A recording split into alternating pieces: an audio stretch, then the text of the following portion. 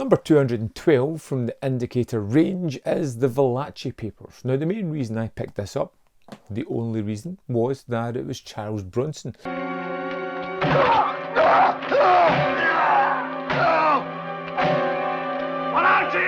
And I'm always interested in seeing a Charles Bronson movie I've never seen before. And he plays the titular character, Valachi, in this one.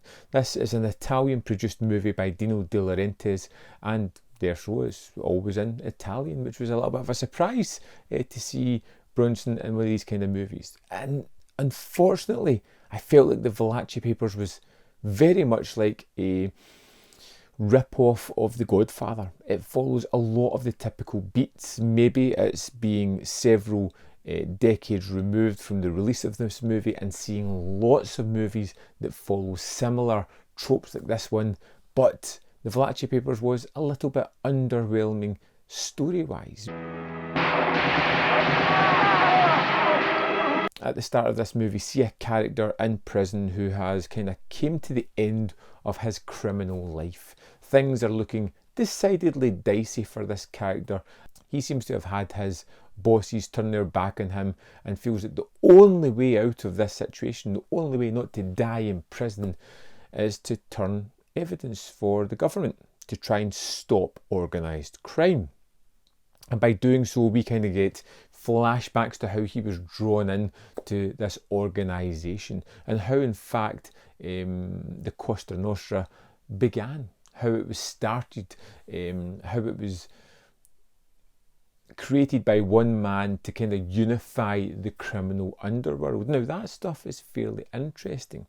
Watching Valachi kind of join forces with an old mentor, someone he likes and appreciates, someone who can spot several traits within his staff that make them great employees, loyal, but also how they kind of miss some of the more devious and disloyal employees. And throughout the movie, you get to see people rise to power and then be usurped by various factions within their own team.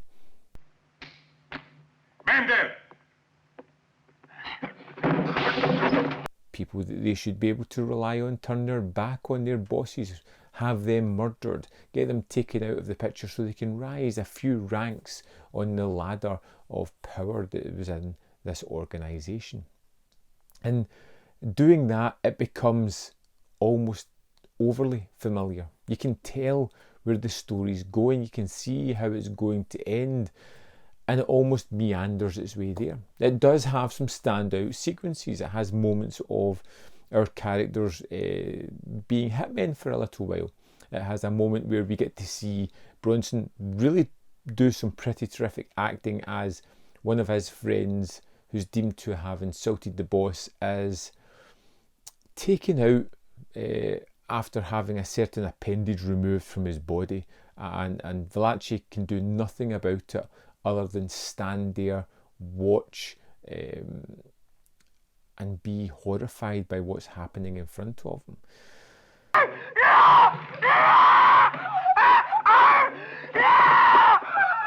The Valachi Papers looks nice. It's got some nice set pieces. It's got some great action scenes. It's got a lot of meandering. It's got a lot of tropes of the kind of gangster lifestyle, the rise and fall mentality that we've seen done before in lots of other movies. And although it was interesting, it had some standout moments, it had some fun moments, it felt a little bit overlong.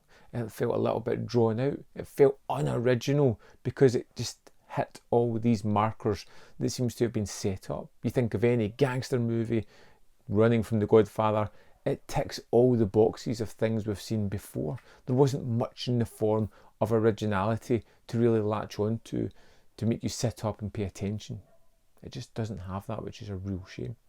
I like the Valachi Papers. It's not one I would rush back to check out again anytime soon, but I would love to know your thoughts on this one. Of course, let me know in the comment box below what you think of it. If you think it excels or if you think it's worse than what I said, drop a comment. It's always nice to read someone else's opinion. More content up here if you want to see more of my stuff. Hit this video with a like button because it really does help. And joining the Patreon or the membership program helps even further. So please bear that in mind. consider it. Thanks for watching, and I'll see you next time on Man v Film.